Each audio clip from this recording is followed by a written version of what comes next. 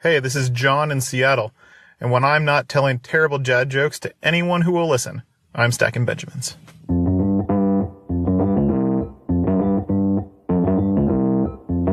Live from Joe's mom's basement, it's the Stacking Benjamin Show.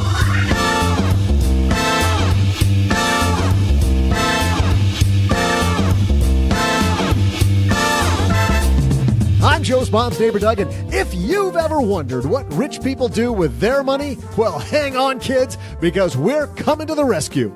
Here to discuss one Market Watch piece that seems to have the answer, we welcome the founder of Rise Up, Tara Falcone. Plus, from this podcast, we've got OG. And from the award-winning site lenpenzo.com, it's Cleveland Cavaliers star Tristan Thompson.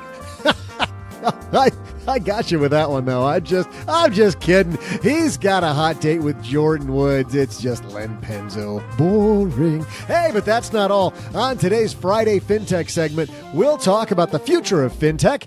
Where's the ball headed in the world of tools to make finance easier? Well, we'll talk to Ryan Falvey, the co-founder of incubator FinVenture Studio, about what FinTech has on the horizon. Plus, we'll answer a Magnify Money call for help and share a round of my amazing trivia.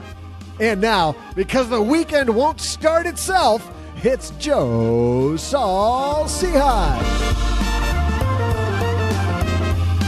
It won't start itself. How can you start your weekend without money talk?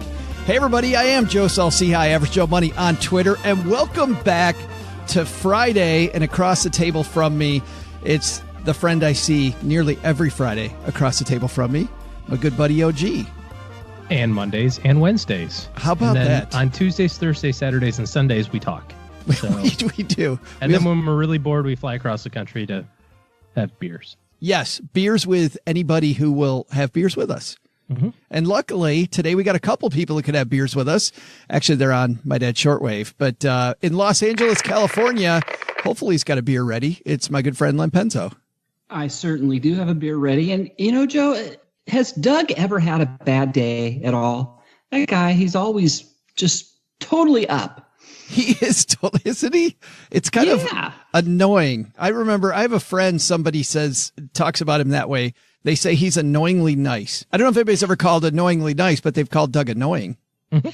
And by the way, you know I love Doug. How many people are going to get the Kardashians reference in that open? You think maybe a third of our? I got it. Len's favorite thing to read is Us Weekly. That's all he does. Actually, I heard about it in People. There it is. Of course. And here, the person who's up with all of the Kardashian info from Rise Up. We're so happy Tara Falcone's here. Hey guys, how you doing? I'm great. So Us Weekly, is that where you get all your Kardashian references? No, I'm a Cosmo kind of gal. And well, you'll see some Kardashian stuff there too, I suppose. Kylie's all over the place. Yeah. Yes. Hot mess, I think is what they said when I was in the South. So tell everybody about Rise Up. I'm really excited. You finally are on the show. Tell everybody the cool stuff you do there. Thank you. Yes, I'm excited to be here. So Rise Up is a financial services company that's dedicated to financial education and access. We are tackling that financial education prong first, and we have financial literacy programs that are available at colleges around the country, available to individuals, and also we're expanding into the corporate financial wellness space this year too. So our goal is really to empower people to rise up with their money and give them the tools that they need to do so. Besides that, you got nothing going on. Nothing. Yeah, I'm very bored and what do you not do on busy Tuesdays? ever. That's right. But you don't spell rise like R-I-S-E. Have you ever thought about maybe having a program that would help you spell better? You know, I did think about that. My family's German and my maiden name was Rise Big. And so I wanted to kind of name the company something that was a bit of a throwback and kind of an honor of my family and my upbringing. And so that's where the R-E-I-S comes into play. But it is frustrating. I have to spell it all the time right now. So well, but that's fine because, Tara, this episode of Stacking Benjamins is brought to you by Grammarly. Grammarly's a communication tool. That is a great lead-in. She walked right into it. Communication tool that helps people improve their writing to be mistake-free, clear, and effective. Start writing confidently by going to Grammarly.com/SB. to get 20% off a Grammarly premium account today. You know what's funny is that people are going to put in REIS, and Grammarly should tell them that's the most awesome way to spell it.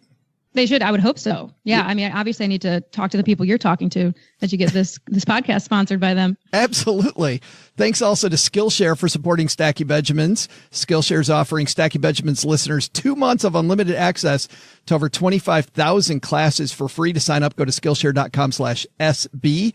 That's Skillshare.com/SB. Thanks to Skillshare. We got a great show. We got Tara Falcone here.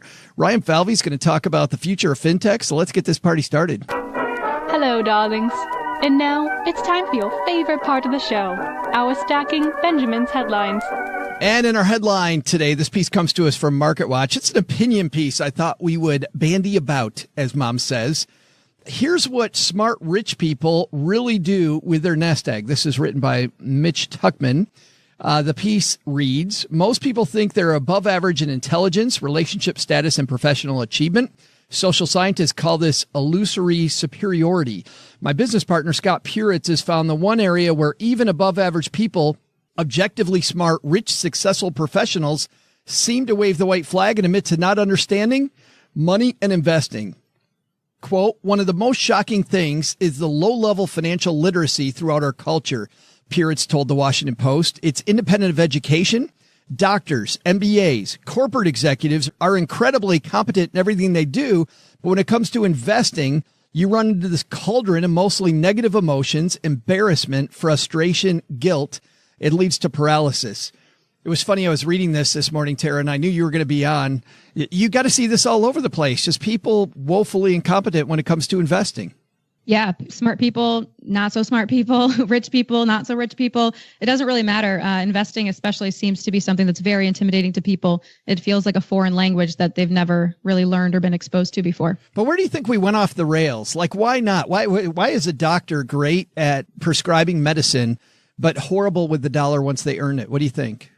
Well, I think it's a factor of us not having this in our education system, whether it be while we're in high school or in college, especially if you're becoming a doctor, you're, specializing so, succinctly or focused on that particular subject that you're studying that you kind of have blinders on. You're not really focused on those other things, those life skills that you should really be cultivating in school as well.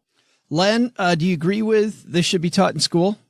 Yeah, absolutely. And again, I take that from a personal finance, but big picture stuff about the importance of investing. That alone, I think, is not taught even at the high school level, and how you can grow your money over time, and the importance of growing your money over time, and the importance of starting as soon as possible, and the impacts of not starting soon. Even delaying, say, 10 years can make a huge difference. And I think if people were made aware of that in high school, they would put more time and effort into learning about how to invest more wisely. But Len, what's funny is another MarketWatch piece that just came out is a piece about a friend of ours, Tori Dunlap, who's about to turn 25. She's on pace to have $100,000 saved by the time she's 25. None of that piece goes over school. It all talks about her family taught her that. Is the real problem the school system, or is it family problem? Well, it could be a combination of both, can it? I don't know many families that talk about that stuff. I know I've taught that stuff to my kids at the dinner table, but I don't think a lot of families do. And I'm curious how much of that money was saved from, out of what she's earned, and how much was from investment returns, just out of curiosity. Yeah, she actually started saving when she was 9. It says in the piece. So very good. Good for her. Yeah, that's fantastic. Yeah, and obviously, you only do that at home. But why, it talks in here in this piece that we all suffer from negative emotions, embarrassment, frustration, guilt. Is that why we don't teach our kids more about money? I think it's funny that the only thing that we won't share with strangers is our behavior around money, but we'll talk to the person on the train next to us about the rash that we can't get rid of, or the recent surgery or whatever the case may be. And there's such a weird stigma assigned to it for whatever reason. And I agree that it should be taught, not necessarily taught in terms of how to do it, but the importance, like Len said, about why to do it. I think it's also really important that it's okay to recognize that there are areas in which you can be really good, and there's areas that you can defer to other people. And I know part of the article talks about that, but there's nothing wrong with having a heart surgeon do your heart surgery instead of like trying to learn it on your own. So why is it so different with money and say that, I've got to learn all of this? I think you got to know the basics. You should take aspirin if you have a headache or that sort of stuff. The same thing we learn about medicine. But when it gets to more complicated things, there's nothing wrong with having a specialist. But they say, though, Tara, to OG's point, the fundamentals of finance, this is from the piece, are boring and aggressively so. If you're out there trying to teach people about money, how do you make this more entertaining?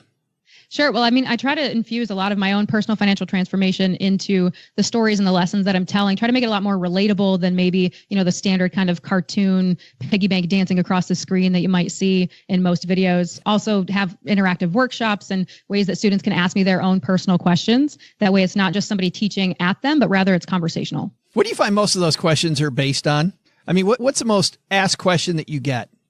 A lot of them right now, especially with the millennial generation and the Gen Z in college, are around credit cards and credit scores, interestingly enough, and I think it makes sense, right? Like this generation is the most debt laden when it comes to student loans as any other generation in our history has been. And so that's top of mind for them.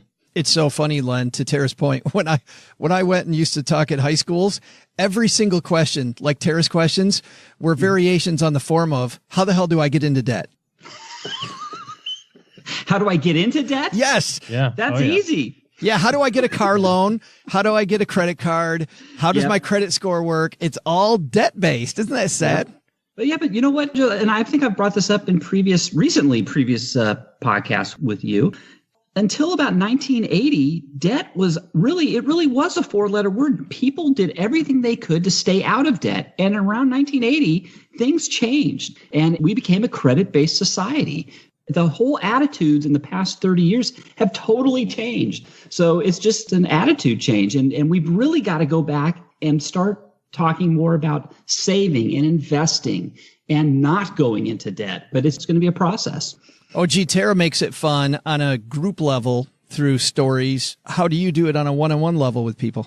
I think it has to be relatable, like Tara said. And I always joke that for every financial mistake that you could have done, I've already done twice. First, just to, because I didn't know. And then the second time for additional research to make sure it was as bad as I thought it was the first time. So there's nothing that you've done with your money that I haven't already screwed up on. I think the other part of it is, I think it's important from a financial planner perspective to just be okay with how things are. It is how it is today. And we're not going to make any progress if we spend an hour talking about like all the silly mistakes you made in the past. Once that's out in the open and you own that and you just say, yeah, I screwed it up. I've got this credit card debt, or I went to a college I shouldn't have, and now I have student loans that are crazy, or whatever the case may be, or I bought too big of a house. It is what it is. Now let's figure out the strategy moving forward on how to fix all of this. Or, I'm 35 and I haven't saved $1 for retirement yet. Now what do we do to move forward? Because again, nobody wants to talk to somebody whose whole goal in life is to beat you on the head about all the bad decisions you made in the past. Let's just focus on what we can do differently starting today. Is that it, Tara? Too much shame out there? Yeah, definitely. And I think there's so much negativity, and the focus is really negative on what people have done or the mistakes that they've made. And so one of the other things that I try to do is really infuse a sense of goal setting and kind of vision for your future in terms of all of these lessons. That way, it's not just, budgeting doesn't feel like something that you have to do, but rather something that you want to do, because you can see it as a tool to reach that goal that you have, whether it's a year from now, 5 years from now, 10, 20, 30, 40 years down the road. And so really kind of putting the individual back in the driver's seat and making them feel empowered about these tools and systems that are available to them, I've seen has had a significant change just in kind of the way that people approach these topics. Almost Len spoken like an engineer right there. Absolutely. Well done, Tara. Thanks, guys. So we talked a lot about what, smart people don't do with their money. They don't get into debt. They don't stay uneducated. A little bit about what they do. They talk about it. They get themselves educated. Then the piece, though, goes into two different ways that people educate themselves. One way, it says they don't understand money and they delegate the responsibility to a professional. They get a money guy who seems to be capable of investing their saving and just forget about it for a few decades. The second group gets a bit more educated, but it's largely a street education. They open a trading account, plunk down a few $1,000 and start hunting for stock tips. Len, we'll start with you. Which one of those two is going to get rich quicker? You know what? I think this is a trick question. I mean, it all depends, really. I mean, anybody can get lucky trading stocks. I think most people don't. I think if you had to pick one of the two, I'd go with the money guy. But, I don't know. I tend to say put more faith in yourself, actually, and do as much as you can automated through your work. But rather than either of these other two, which seem the money guy's going to cost you, right, for his fees. And I don't know the numbers, but like if a guy's charging you 1 or 2%, whatever he's charging, I mean, that makes a huge difference in your returns over time. So that's stuff you have to kind of make up. I don't know. I do things myself. But the other thing, OG, that costs you if you do it all yourself and you do the trading yourself, you end up not knowing what you don't know. And the piece goes on to say that, it becomes a little bit like a roulette wheel. Yeah. And I think that as you kind of read further on, it talks about the Dalbar study, which we've talked about in the past around the average investment returns and the average investor returns and how they're so far different than the average market returns. You say, well, the market does 10% a year. Well, what's the average investment do? About 8. What's the average investor do? About 3. Well, what represents that big disparity? It's not always, and it's not entirely, although it certainly could be a portion of, Len, what you said, what advisors charge. That's a component of the disparity between those numbers, but that doesn't eat up the whole 500 basis point difference or 5 percentage point difference between the average investment and the average investor return. I think a lot of this, the article doesn't really do any justice to this because that's the summation, like, don't make any emotional mistakes. It's like, that's the check mark. Oh, okay, great. I just won't do that anymore. How do you know that you're doing it? It's an emotional mistake. You find out later that you did it. It's hardly a thing to just put as a subcategory. I mean, this is really the biggest thing. How many people in aggregate, nobody that listens to this show I know, but how many people in aggregate in December on Christmas Eve put all their money in cash, or in January when they started to get their bonuses or their retirement plan matches said, well, it's a little too risky out there right now. I'm going to wait for things to calm down. That's always a fun thing to hear people say. That's behavioral. They missed out on a 20% return in 2 months. You must have heard some of that, Len, at work. What about timing and like for the last December drop? Yeah. And what is it? Is it 20? Did it go up 20% since December? I mean, I know it's been going back up. Is that what it did? Did it go up 20%? I guess it did, didn't it? Finger in the wind. I mean, I'm just kind of, I'm putting a guesstimate out there. No, you're right. I'm usually right. I know that. I know that. Yes, of course. Yeah. That's you know what? We talk about it at work a lot about timing the market. Hey, what are you doing in your 401k? You pulling some money out? You taking your stocks out and you go into cash, or you go into the stable value for now. Things we talk about that all the time. And I would say half of us actually do it. It's risky, so look, when I say do this yourself, you got to do research, right? And you've got to be constantly on the market. You got to be reading what's going. There's a lot of work to be done. If you're not going to put that time in to look and see how the markets are doing and where they're reacting and looking at individual stocks, honestly, I think you're better off just throwing in your 401k, rebalancing it every year, making sure you're not out of balance with respect to stocks versus bonds in relation to your age, and doing it that way, just letting it ride. Otherwise, if you're not going to do the work, you're really in there with a bunch of professionals and you are out of your element. You're out of your league. So we've talked about it on the show many times, Len, about how you've called 10 of the last 3 downturns. It's just uncanny how you can do that.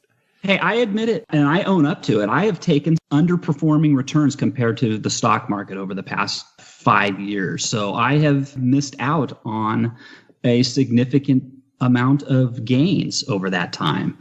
But, that's how it goes. I like this part at the end, Tara. Our frontline people are financial therapists. Like when you're out in the field working with people, how much do you feel like a therapist versus a financial professional teaching people about money?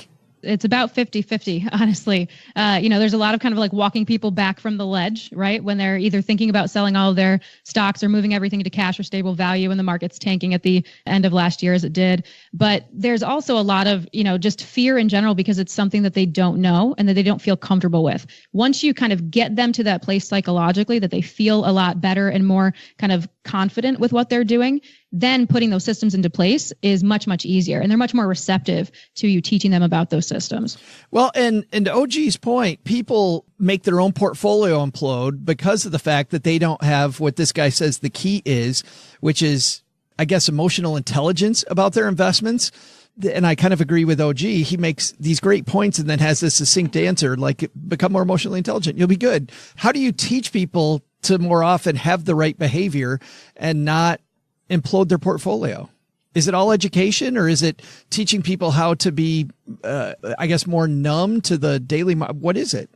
I actually try to focus on taking the emotion out of money and viewing money as a tool that can accomplish the dreams that you have. And so, when we're talking about retirement specifically, one of the things that I think gets people really confused and frustrated and scared is that they don't actually have a number, an actual unique nest egg number that they've calculated for themselves that they're aiming for. So they don't even know what their finish line is. And then that makes everything that's happening between now and that arbitrary finish line very uncomfortable for them. Whereas if they were to actually calculate the nest egg number that based on their goals they need to have by the time they're say 65 or 70 or whenever it is that they want to retire, and they're able to track their performance on a yearly or bi-yearly basis and compare that to where they should be at that point in their lives, it takes a lot of that fear and frustration out of the equation for them. That's so funny, OG. How many times on the show has Stephen Covey come back to the show and been like Tara's saying, begin with the end in mind? That's what rich people do. Yeah. I mean, how do you know how to invest your money, whether you have somebody else handle it for you or you do it yourself, like Len says, if you don't have any idea where you want to end up? We give Len a lot of crap about the, missing out on opportunities and stuff like that. But if in his own personal financial assessment and his own financial plan, that was built into it, who are we to judge? Now, obviously, I wish that I would have taken all of my money and bought Amazon a long time ago, but I didn't, and Len can look back and say, I wish I would have bought the 2X S&P bull fund on Christmas Eve, cashed in all my gold. Well, let me tell you something, OG. For example, but he sleeps good at night. The woulda, coulda, shoulda, don't be. That is so important not to be. As I get older and closer to retirement, I look back on a lot of things I woulda, coulda, shoulda done. For example, the company I work for right now, since 2009, the stock has gone up 18 times, I believe. Yes, 18 times. And I was just talking to a buddy about this the other day. It's like, why didn't I put everything in my 401k into my company's stock? Why didn't I go 100%? Because I would have been 700 retired. Ulcers by now. No, I wouldn't have. I mean, it's been a steady, pretty much, except for a couple minor pauses. It has just been up. And I didn't, of course, because, well, that's reckless, putting 100% of your. And when I look back, it's like, look, this is a Fortune 30 company, okay? And it's just like, I go, God, I really should have put all my money into that stupid stock, but I didn't. But hey, that's the way it goes. That's Kodak life. Was one time too. Yes, that's true. That's true. But I'm just saying, I could lose if I wanted to. I could really kill myself over all the money I've lost. Sure. Instead of putting 10% of my stock, I put instead of putting 100, I put 10%. But that's I want you're supposed to be prudent. You're not supposed to put all your eggs in one basket. That's just the way it goes. Life is a long game. You're going to make lots of incorrect calls and you're going to make lots of good calls. So don't beat yourself up over the bad stuff. Hey, Len, number one. I need a hug.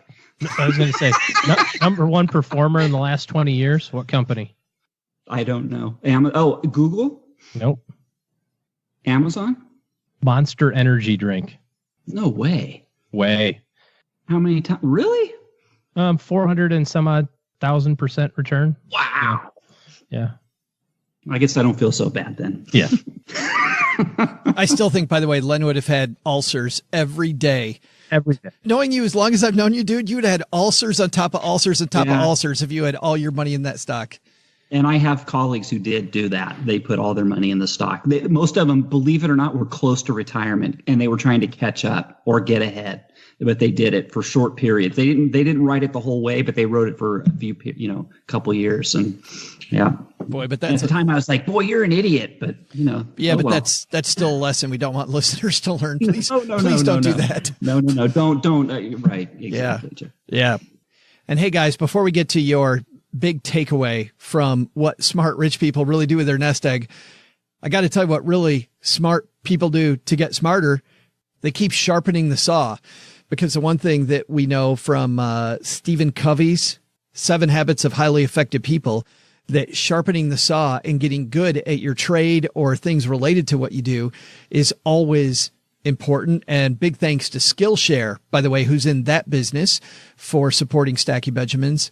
Skillshare is an online learning community for creators, whatever you're creating, with more than 25,000 classes in design, which is classes that I'm taking now to try to get my Instagram game actually working so that we can promote Stacking Benjamins. You think this is all about just talking on the mic, don't you? I actually have to be a designer now. How about that? Business, podcasting. It's what we do here full time.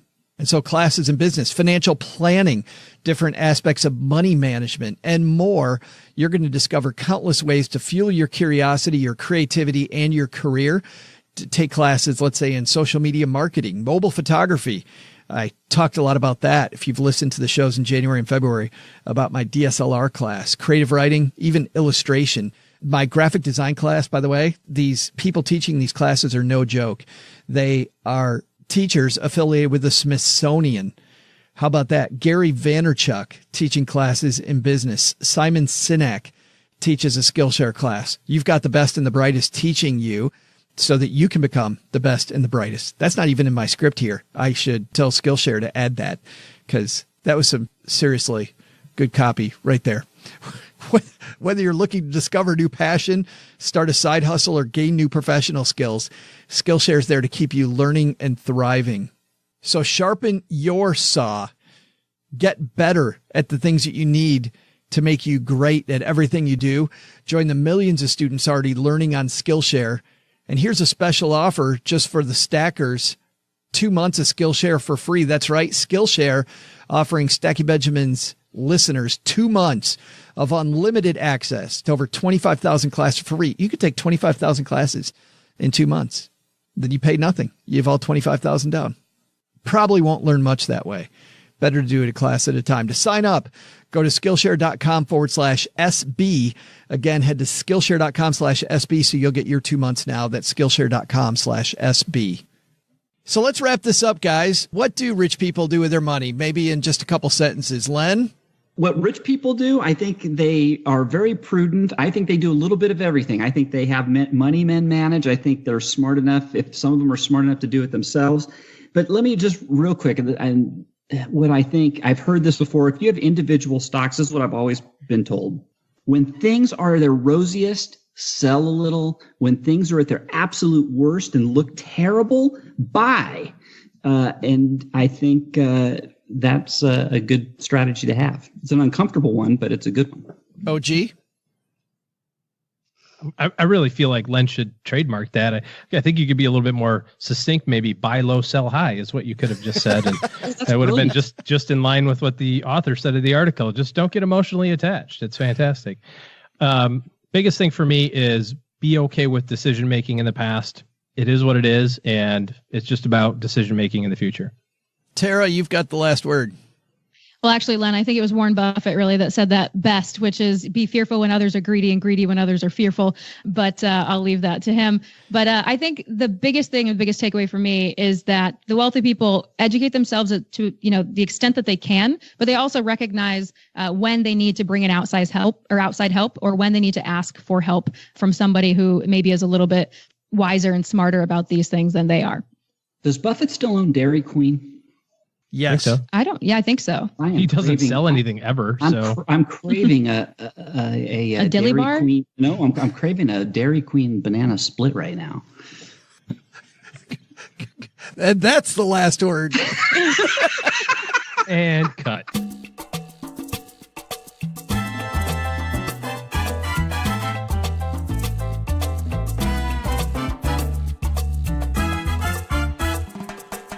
Well, longtime listeners to this show know that at this point, we usually talk to a FinTech founder about a cool piece of technology that I get to learn about along with you.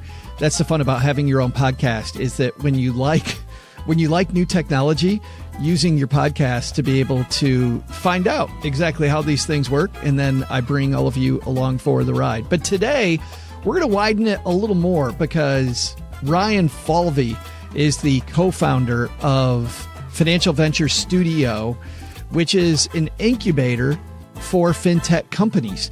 And you've heard some of the companies associated with them here in the past. But Ryan's a guy who has his finger on the pulse of where FinTech's headed, what's been done, what hasn't been done. And if you, like me, are interested in, so how's money management going to get better and easier in the future? I think this interview is for you. So, the co-founder of Financial Venture Studio, Ryan Falvey, coming down to the basement. Let's say hello.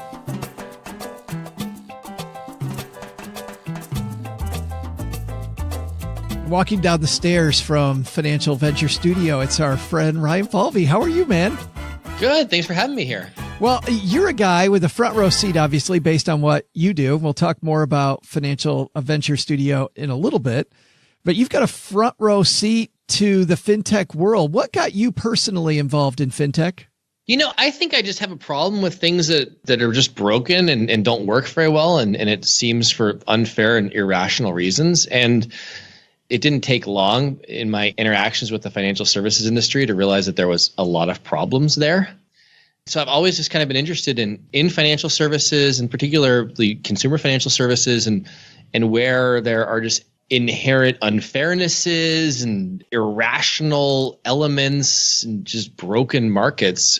So I actually started out internationally working in emerging markets where, a lot of the problems in financial services are pretty obvious. Like there aren't any banks, for example. So you're like, okay, we need to have a new solution. And I did that for a while, and I got a job here in the US working for a bank here.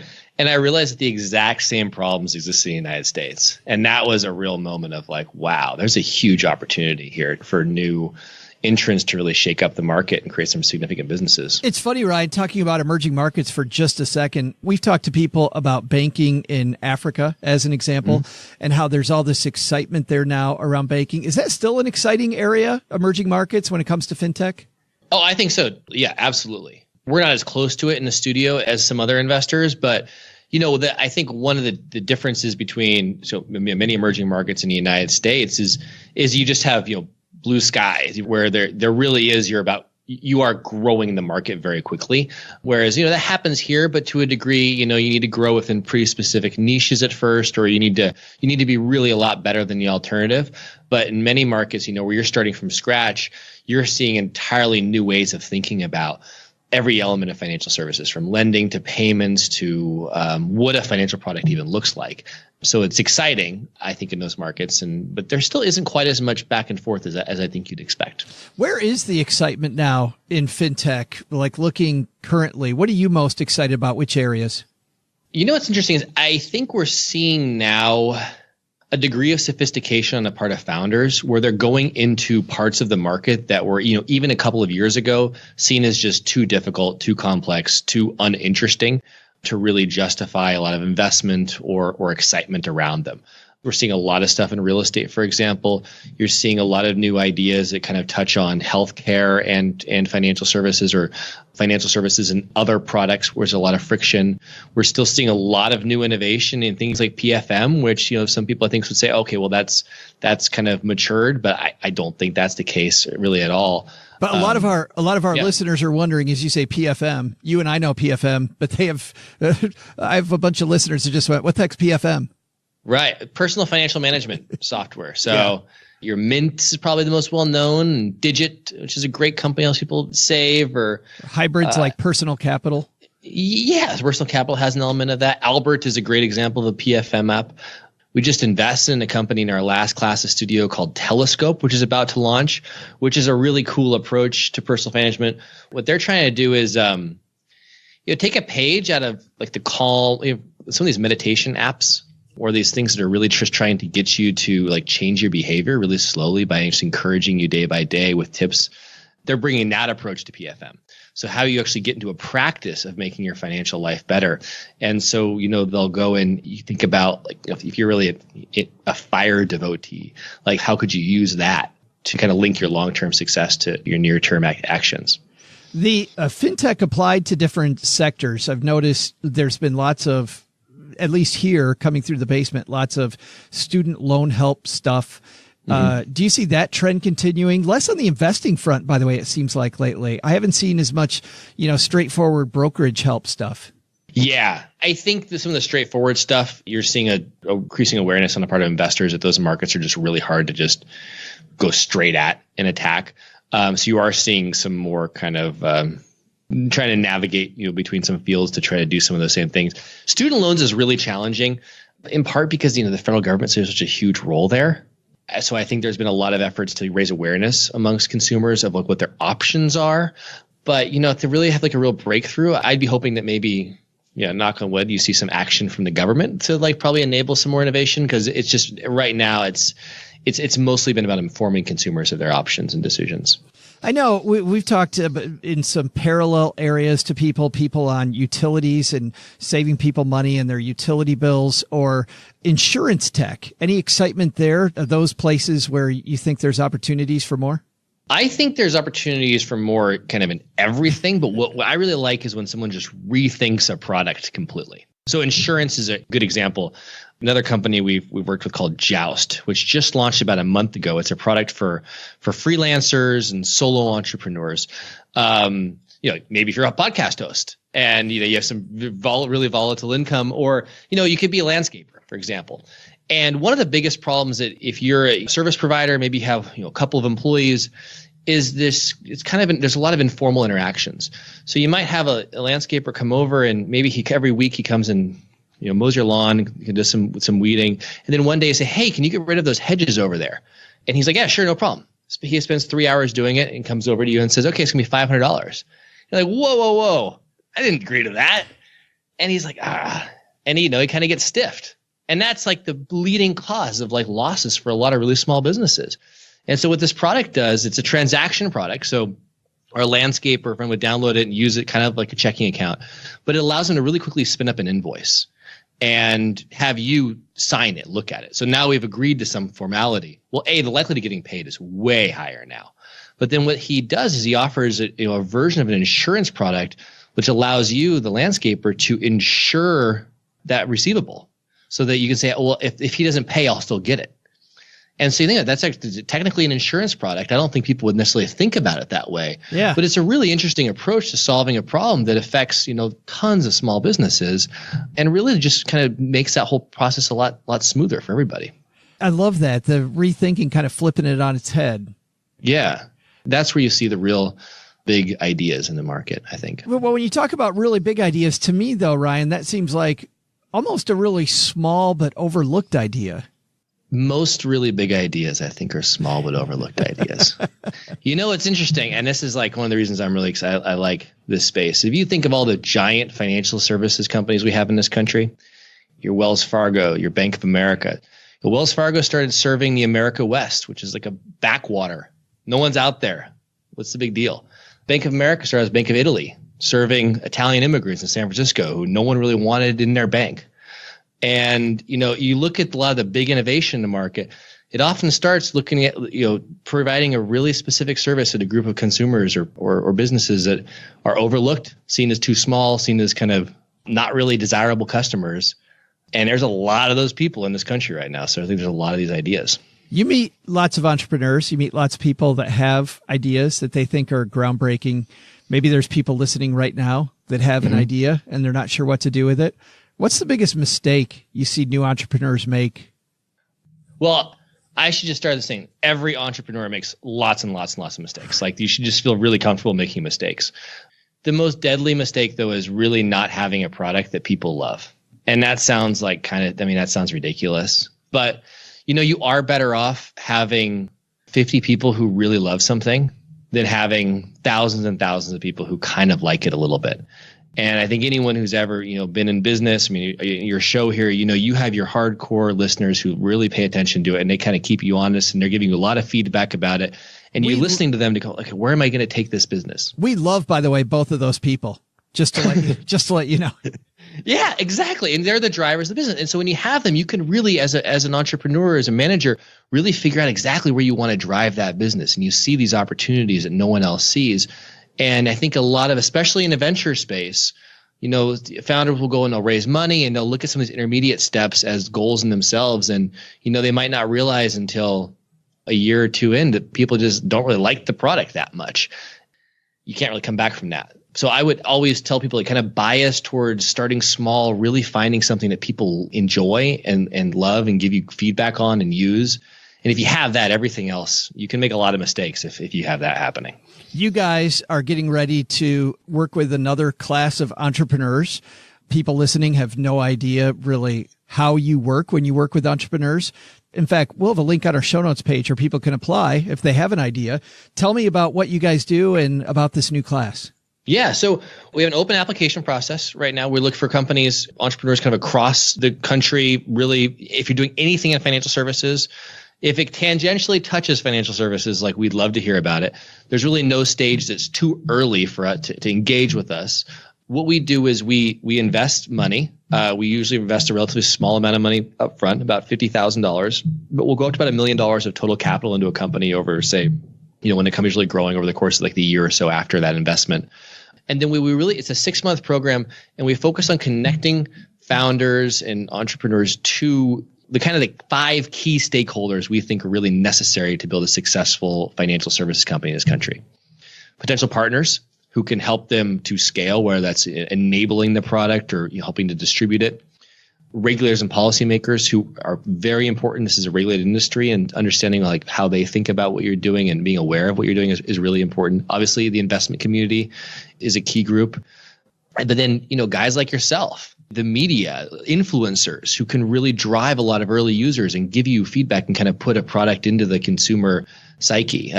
Shannon Austin, who helped set this up, is one of our partners, does a phenomenal job of helping founders to really understand how they should talk to the media, which is something that many don't do till quite late in their growth. And then lastly, other founders. Going to your question around mistakes, it's incredibly lonely to be a founder or an entrepreneur, and you do feel like you're constantly making mistakes. And so being able to bounce ideas off of somebody and have, say, hey, like I got to hire somebody, how much should I pay them? Or do you have do you have a job description I can use? That's really valuable. And so that's one of the reasons we kind of try to batch up our founders into classes and work with 6 to 8 of them at a time. If I had any advice for anybody along my career, like path where I screwed up, it's that it's not building that peer group of my own and being part of a group, like being too much of a maverick, and also thinking that I had to reinvent every part of the wheel, Ryan. I mean, to some degree, people have this thing they love. You don't have to do everything yourself. And that's, I guess, what you're saying you bring to the table. We try to create, a home for founders, and it is not possible to, maybe there's some businesses, but not in financial services, to do everything yourself. And so, trying to, kind of tie into the rest of that network and that market is really important. How do people apply? Go to our website, finventurestudio.com/apply-now. And there's a link on our page there too that makes it easy to go. And you know what? If you're walking the dog or on your commute, we've got you covered too. We'll have the link on our show notes page at stackingbenjamins.com.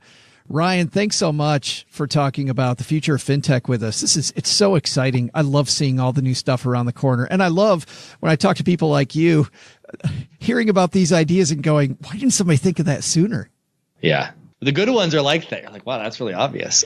Hey, it's been great to be on the show. I really appreciate your help. And honestly, I really appreciate the service you're doing in helping promote and get the word out about a lot of these companies. I know there's a number of companies we've worked with who have been on the show, and this makes a big difference in these companies getting off the ground. So thank you. Well, and I think we wouldn't do it if they weren't making a big difference in our listeners' lives and adding things that other companies haven't. So thank you. Yeah, happy it. Hey, Steve, mind dialing up some Chips theme music for me? Yeah, hold on.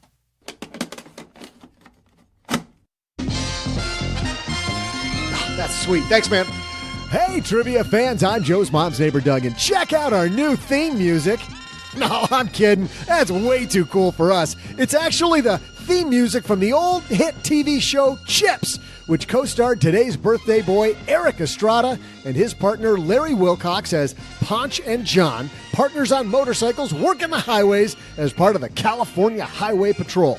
Well, I'm sure you know the series spawned a made-for-TV movie, duh, and a theatrical film, again, duh. But you may not know that in real life, highway patrolmen rarely work in pairs. So the subplot, whoa, Chips had a subplot? One more reason that show is incredible. Anyway, the subplot was that Ponch was on probation and John was helping retrain him to work alone. Here's something else you may not know. How many episodes of this huge money-making series were produced? Not including the TV or film movies, of course. Well, I'll be back with the answer and hopefully some more of this awesome theme music in just a moment.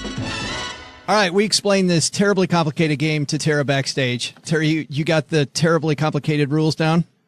I do. I have them. Yep. All right, you're playing on behalf of Paula today. OG, what is our score so far this year? Paula and Len both are tied in the basement with 2, and yours truly is about several pedestal steps above them toward the trophy at 5. Well, so Tara, you can see that Paula needs some help. Paul, I'm going to try to do you proud. I'm going to try. Now, you get to decide if you guess first, in the middle, or last, because Len won more recently than Paula has. So would you like to guess first, in the middle, or last? How many episodes of Chips aired? I'm going to go last. Ha! That's not her first rodeo. Len, how about you? Oh, I'm going second to last. Falls right in line. And ultimate. OG, once again, you are going to set the stage here. How many episodes of Chips aired during the lifetime of the series? Fun fact, I thought his name was Era Castrata. Turns out it's not. Okay. Is that your biggest disappointment today? Yeah. I was this many years old when I found out that. I didn't know it. I mean, it's not from today. All right. Tara's sitting here wondering, in all fairness, Tara's wondering, what the hell is this show, Chips? Yeah. What is it about? I'm vaguely familiar, but I've definitely never seen an episode myself. So you've no idea what goodness you're missing. Yeah. Yeah. Okay. I have absolutely no idea when this thing started. Did Doug say that? I don't think he did. He did not say. I'm not sure when it ended either. I'm going to say that it was on air for 15 years. Shows have a way of just like being on TV a really long time without you really recognize, like Simpsons 32 years or something, so, okay. So I'm going to say it was on for 15 years. So I'm going to say that the number of episodes was 325. 325. Len, it goes to you. I don't think it was on that long. And I love that show. Oh, God, I love that show. So let's see. I think it was on probably, I guess, 7 years. And there's what? How many episodes a season? There's 20-ish. I'll say 20-ish. Let's just say 20. So 20 times 7. I'll say 140, and I'll throw in 3 more for good luck. 143. 143. So we've got 325 for OG, 143 for Len. What do you think, Tara? Let's see. I was thinking it's probably somewhere in like the 7 to 10 year range as well. Although I really have no reason for that number at all. And I was thinking around 20 or so episodes, maybe 15 to 20 episodes per 2. So I think I'm actually going to come in somewhere in between the two of you. I was considering doing just one, the lowball number, and the Price is Right. But I actually think I'm going to come in around, I'm going to say 154. 154. Giving Len a very small margin of error. Yes, thanks, Tara. Really You're appreciate welcome. it. I take it all back what I said earlier. Yeah, Tara, at the very least, you're not going to, as we refer to it on the show now, at least you're not going to Chelsea Brennan him. who just stepped right on. All right. Well, we're going to make you wait for just a second before we tell you the answer. Thanks to Grammarly for supporting Stacking Benjamins. I'm a little disappointed in myself because Grammarly is now saying that even though I started off with this great track record, if you've listened to past shows, you may know that I was a Grammarly whiz kid. They send me out as part of my premium subscription. They send me out exactly how I'm doing. And I was better than 99% of the people out there. And it's funny, by the way, somebody wrote me a note telling me that even when I was talking about Grammarly, I was using some poor speech. I need Grammarly for my verbal skills, apparently. But thanks to Grammarly for supporting Stacky Benjamins. Grammarly, if you're wondering what the heck I'm talking about, it's a communication tool that helps people improve their writing so that it's mistake-free, clear, and effective. They encourage everyone, even the best students and top professionals, to use Grammarly to do their best work, and they can accomplish even more of their goals. So here's what it is. It's a writing assistant, makes you look and sound smarter, or in my case, look smart at all. It helps you easily improve yourself in your communication, whether it's at school, at work, and almost anywhere. What happens is, for me, I use the browser extension, and whenever I write an email or I'm writing a proposal, I'll get this red underline, and then I hover over it, and it gives me a suggestion as to how I could phrase that better so that people don't think that, that I write as poorly as I really do. That's what I use. You can also use your desktop editor. I should use my mobile keyboard checker, should completely use that, because spell check on my iPhone, AKA autocorrect, usually autocorrects to something that's horrible. And I've threatened to do that for a while, and I still haven't done it yet. Grammarly is available on multiple browsers, Chrome, Firefox, Safari, Edge, and platforms like iOS, Android, Mac, Windows. Their free product reviews critical spelling and grammar. I use the premium one, though, which looks out for spelling, grammar, plus advanced punctuation, structure, style within context, vocabulary suggestions, conciseness, and readability for different occasions. So whether it's like a business proposal, academic essay, casual blog post, script for a podcast, they didn't have that in there, but that's an important one. Accomplish your goals with help from Grammarly. Stop making email typos on the phone. Close more deals at work this year with the emails. Polish your resume to get that new job. Head to Grammarly.com/SB and you'll get 20% off your Grammarly premium account today.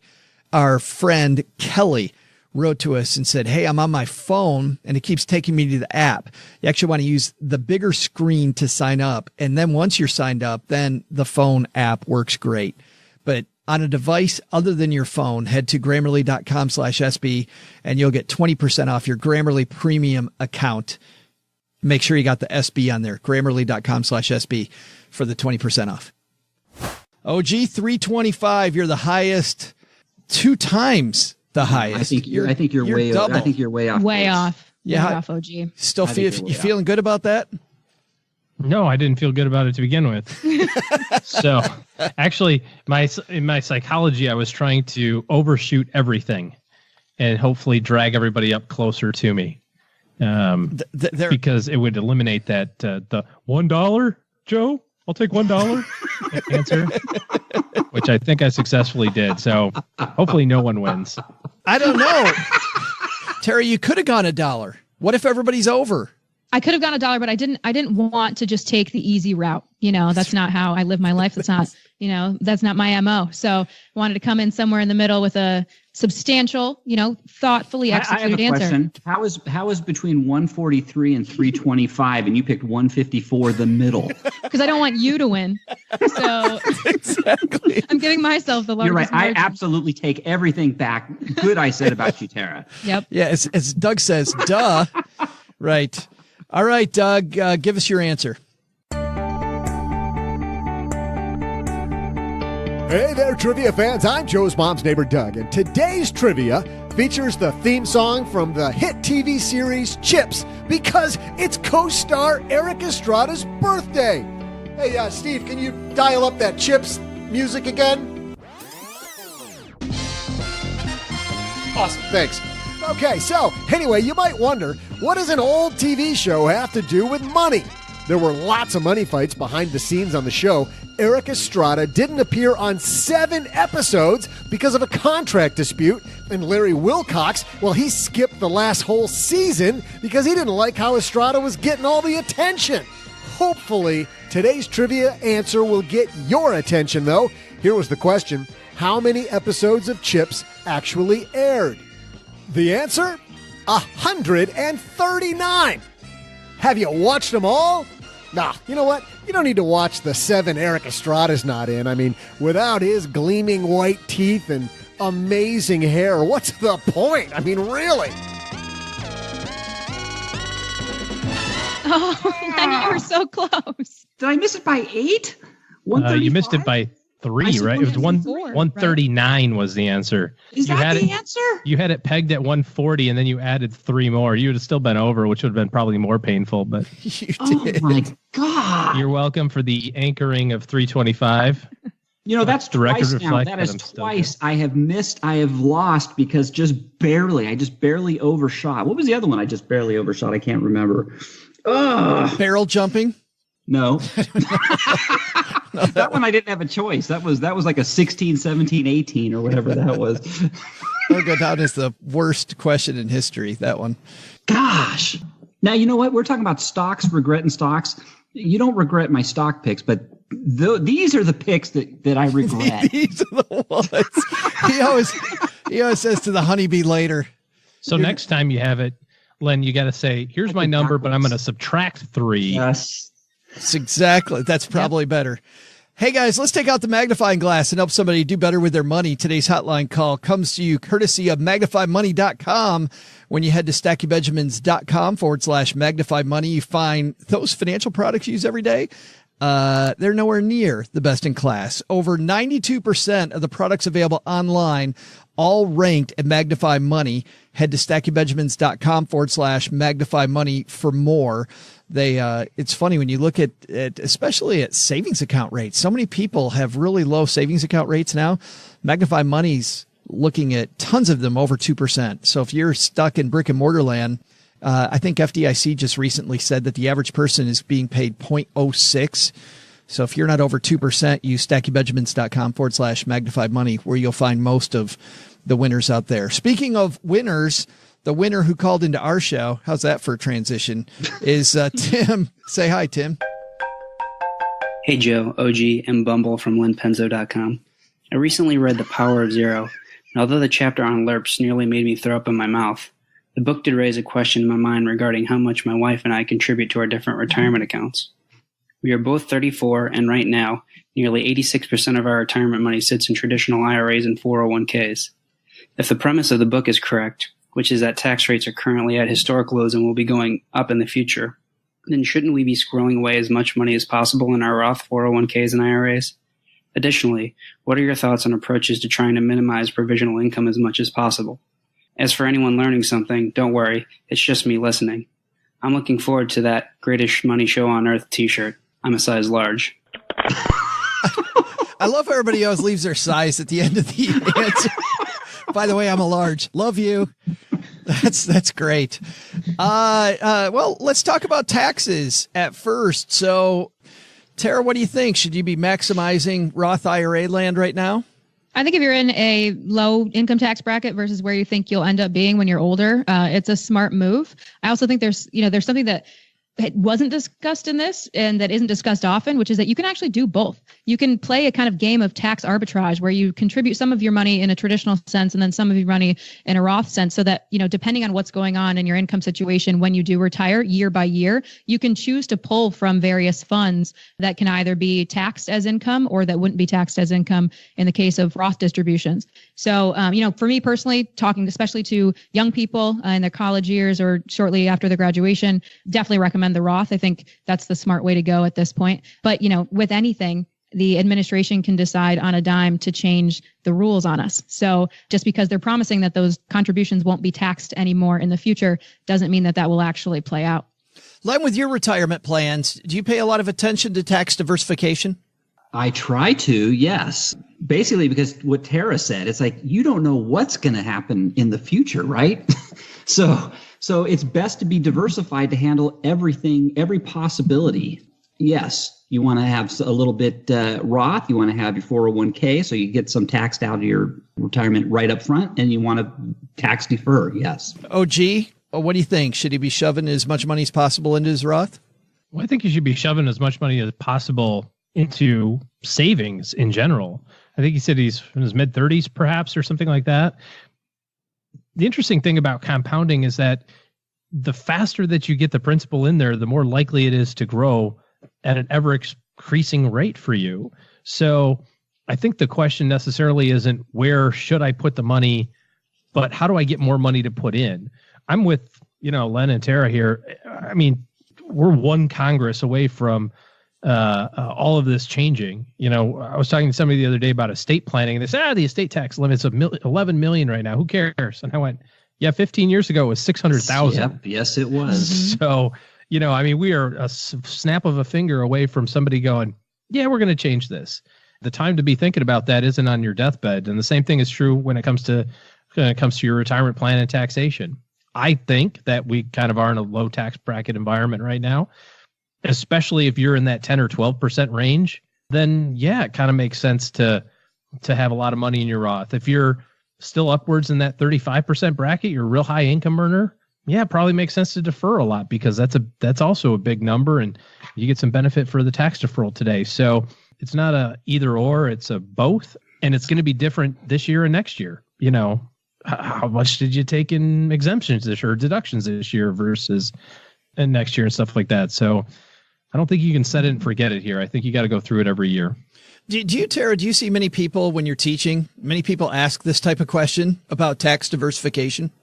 Not about tax diversification specifically, but a lot of young people are asking about, in the way that they phrase this is interesting to me. They always ask, should I put money into my 401k or a Roth IRA?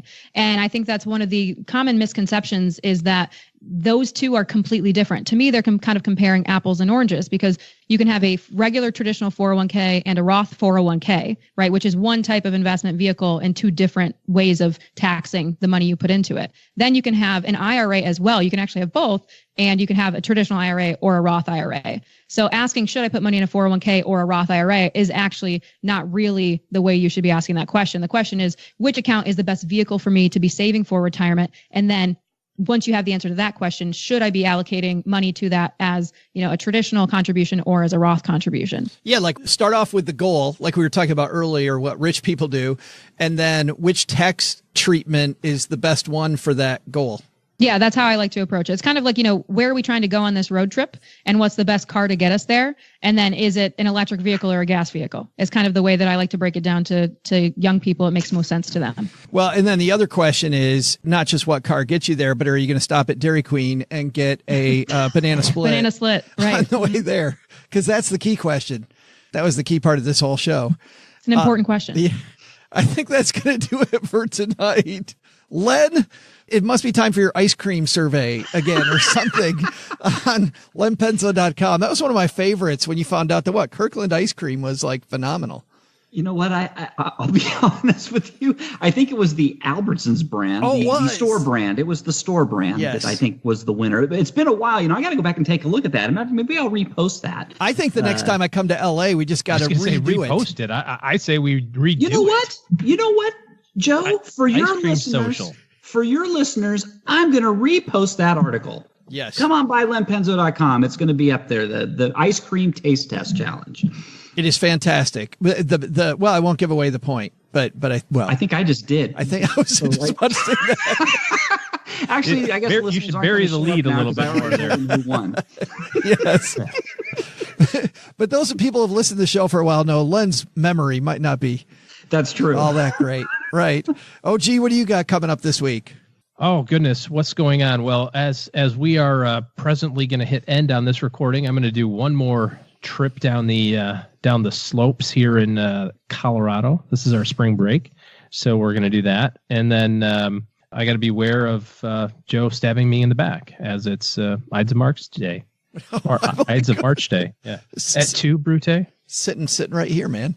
So was Brutus when Caesar walked out of the Senate. So. Yeah. Better watch yourself. Tara Falcone, thanks for hanging out with us. Thanks for having me, Joe. Well, what's going on at Rise Up right now? Lots of things are happening. Friday's never dull. At the moment, we have a free trading that we've just created called 3 Money Rules of Thumb that you shouldn't blindly follow. So I'm very excited about that and get some feedback on that. And I'm also kind of right in the midst of planning for this big money tour for April, which is Financial Literacy Month, where I'll be going around to about 10 companies around the country, mostly in New York City, giving a financial wellness workshop to corporate employees. So that'll be a really fun audience to share nice tips about student loans, investing, and retirement. That's awesome. And we'll link to Rise Up. And then, of course, all of Tara's training programs on our show notes page at stackybenjamins.com. That's going to do it, everybody. Doug, take it from here, man. What should we have learned today? Well, let's find out what we should have learned today. First, take some advice from Tara Falcone and our roundtable team. Find a strategy and stick to it when creating your investment plan. The biggest threat to your retirement is ruining your own strategy by second-guessing every move. Second, take some advice from Ryan Falvey at Financial Venture Studio and keep your eye on technology to make managing money easier. Not only can you accomplish simple tasks more quickly, but the advance of FinTech might just make complex tasks doable. But the big lesson? Don't play this music to Joe's mom. You don't want to get caught up having to dance with, oh, the hell with it. It's just too good. I can't resist. Who wouldn't dance to this? Special thanks to Tara Falcone for coming on to the roundtable. You can find more from Tara at riseuppllc.com. Are you a FinTech founder? FinVenture Studio is looking for new companies to join their next class. Head to finventurestudio.com for details. Len Penzo appears courtesy of lenpenzo.com. This show was created by Joe Saul-Sehy, produced by Richie Rutter-Reese, and engineered by the amazing Steve Stewart. Online, visit us on Twitter at SBenjaminsCast or on our Facebook page. I'm Joe's mom's neighbor, Doug, and I really thought doing these credits completely naked would have been a lot more fun than it actually was. SB Podcasts may receive payment on the show from sponsors and guests in the form of books, giveaway items, discounts, or other remuneration. There's no way you would take advice from these dorks, but like Joe's mom always says, don't take advice from people you don't know. This show is for entertainment purposes only, and before making any financial moves, consult with a real financial advisor.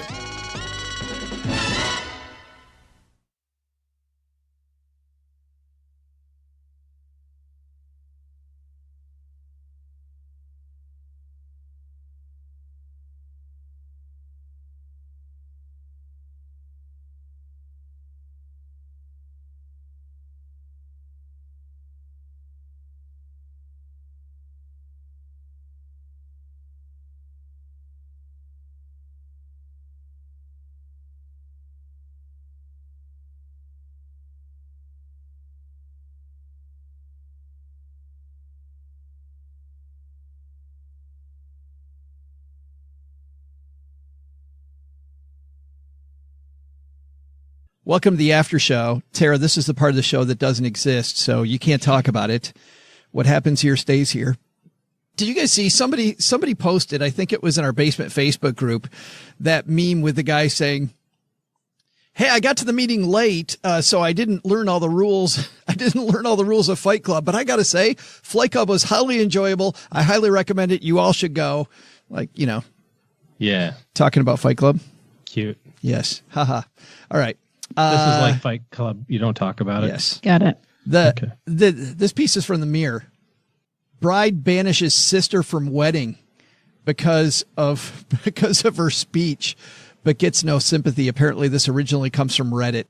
I was just thinking as I read this that weddings are so expensive, and yet the number of train wreck and slow motion wedding things I've witnessed are just there's a disproportionate number. So in this piece, the writer says speeches can be one of the highlights of a wedding. Guests are nicely boozed, but not sloppy drunk. There's often laughter and tears, and of course, a chilled glass of bubbly. On occasion, however, the speeches are memorable for all the wrong reasons. Just ask this seriously disgruntled bride. The bride in question got married last Saturday when this was written, and her maid of honor, her sister, gave a long speech which got her booted out of the wedding. So how bad was it? Decide for yourself. Taking to Reddit, the bride said during her speech, she brought up her depression and how my husband supported her through it and how, quote, in that moment, I knew he was the one for me, meaning the bride. So cliche. I thought her speech was really selfish. I think it's super inappropriate to bring up a mental illness during a wedding speech. Not only that, but the entire speech was all about her at my wedding. 90% of the guests congratulated her afterwards and talked about how strong she was. Nobody was paying attention to me at my own wedding. Sorry if I sound selfish, but in my opinion, there's a time and a place for that sort of thing. So after the guests all greeted her, I asked her to leave, told her she was being disruptive and selfish. She was really upset, but just left without arguing. My parents agree with me, but my husband and all my close friends think I was way too harsh. Let's start off with that. Len, you think she's too harsh? Yeah, I do think she's too harsh, Joe. You're taking this wedding stuff way too seriously. It's just a wedding, for goodness sakes. You know, if you're like most people, you'll have another one.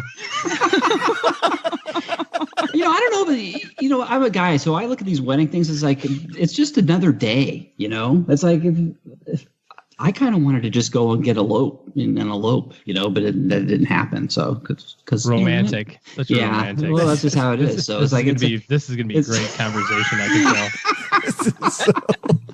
Lens. That was my recommendation, but I obviously didn't win on that. So that was that's how I don't know. I just think weddings are I know women they look forward to that big day, but it's just I look at it just like it's just another day. I don't think all women do it. I think there's some men that do too, but I do imagine Len going, cake? We don't need cake.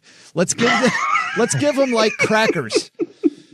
You know what? We did our wedding and I've written about this on my blog. And I actually compared it to, I can't remember, this was an old post. I think I compared it to remember Chelsea Clinton got married and it was like a multi-million-dollar. And I can't remember I think it was CNN or somebody laid out all the costs for the flowers and the catering and the cake and then I put my costs next to Chelsea Clinton's costs. And it was higher? Absolutely amazing. I did my whole wedding for like $5,000 or something like that, or $4,000. It was ridiculously cheap, but it was good. At least as long as you have alcohol at the reception, it doesn't. People kind of forget what all the cheapness of the other stuff. So Tara, she being petty. I think so. I mean, I was never one of those women who always dreamed of this big day. We threw a very lovely ceremony, but it turned into a frat party at the end, which is where my husband and I met. But I think what they're going to remember, the guests of this wedding, are not going to remember how maybe sentimental or heartfelt her sister's speech was during dinner, but rather the fact that she kicked her own sister out of her wedding.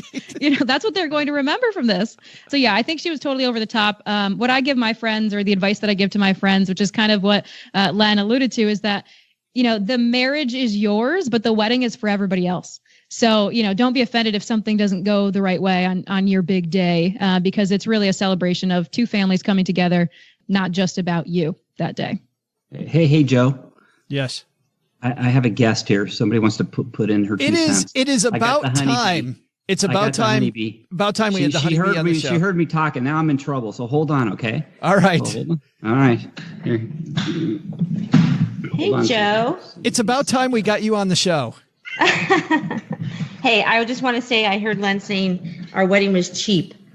Our wedding was not cheap. We had a sit-down meal. We had 100 people. Trust me, our wedding was not cheap. Well, no, but this is what we were wondering, is if your husband was upset that you serve cake instead of Ritz crackers. Actually, that's a good story about my cake, to be completely honest with you. My cake was dirt cheap, and let me tell you, it was great tasting. See, so having it cost a bunch of money doesn't mean it's going to be better. Exactly. So how drunk did Len get on your wedding day? I don't think Len got drunk. No? No. Well, I think I was more drunk than he was. We never, it's been how many years, OG? And we've never gotten the honeybee on the show. And so, well, hey, you're going to start talking about my wedding being cheap. I have to put my 2 cents in. Just so you know, he was saying. We weren't saying that. I knew I was going to get in trouble. Sounds like we're in trouble. Well, do it. I mean, he's giving you the impression that our wedding was cheap. Our wedding was not cheap. So I just had to put my 2 cents in. Yes. Well, he was marrying you, which meant it was wonderful. Well, of course, Joe. You know me. Absolutely. Yeah. Your wedding must have had some drama. I don't think it did have any drama. Not during the wedding. I'm sure there were things that happened, like, that went wrong. You know what I mean?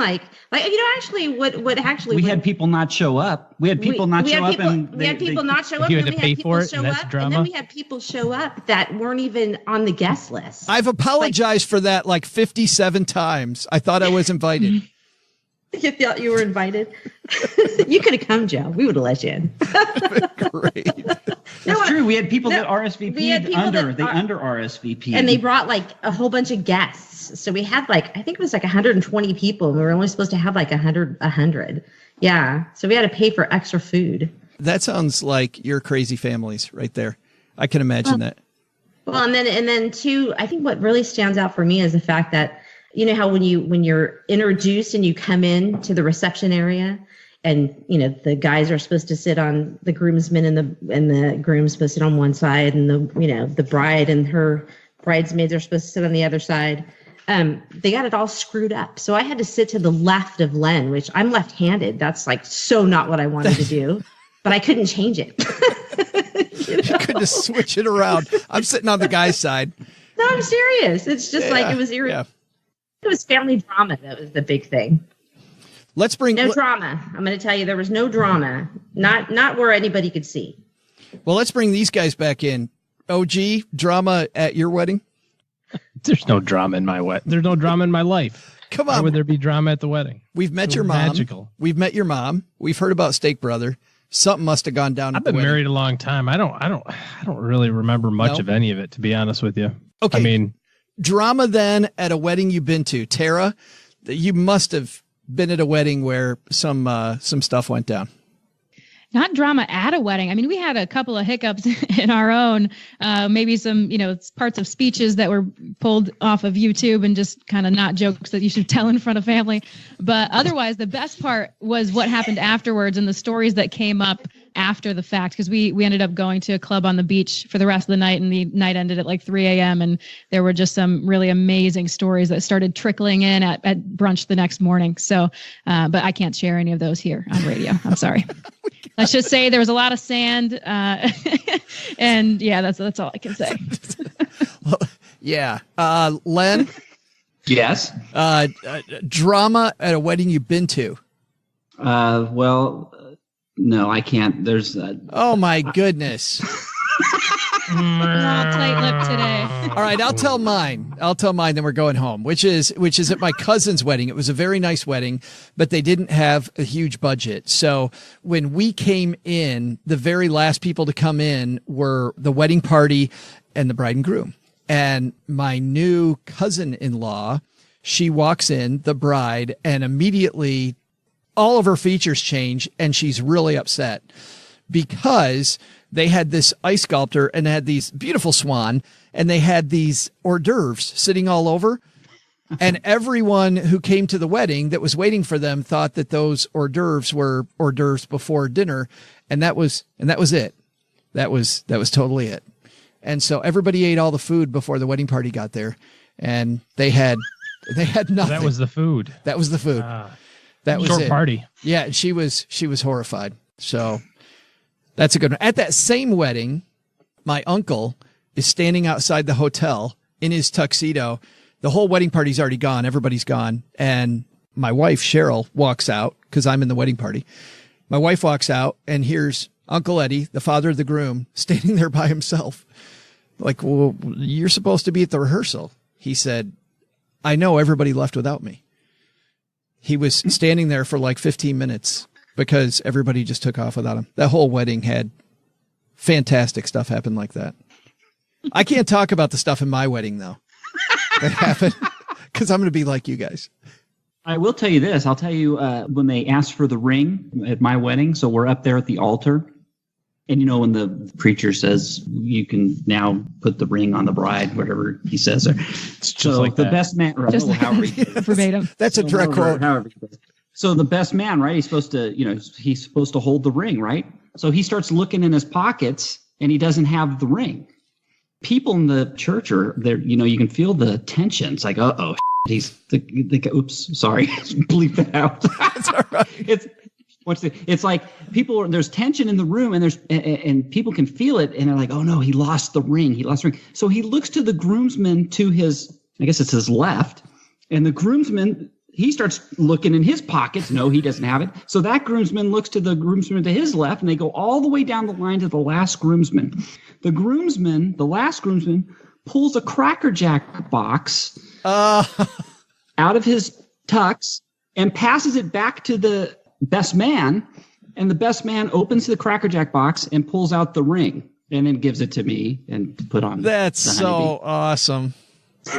That is, and I've got that on video. I should have, I've always wanted to put that on America's Funniest Videos because it was pretty cool, but I never did. I probably should. Is that show still on? I don't know. I could make an extra $1,000, I think, with that. Yeah. New side hustle. I think Carlton is the host of that show. He is. I don't know his real name. It's like his act, Yeah. Carlton. Nobody knows his name. Nobody knows his real name. His name's Carlton from Fresh Prince of Bel-Air. But I'm pretty sure he's the host now. And everybody thinks that they pulled a real ring out of that Cracker Jack box. Only Len and the honeybee know. Cheap wedding.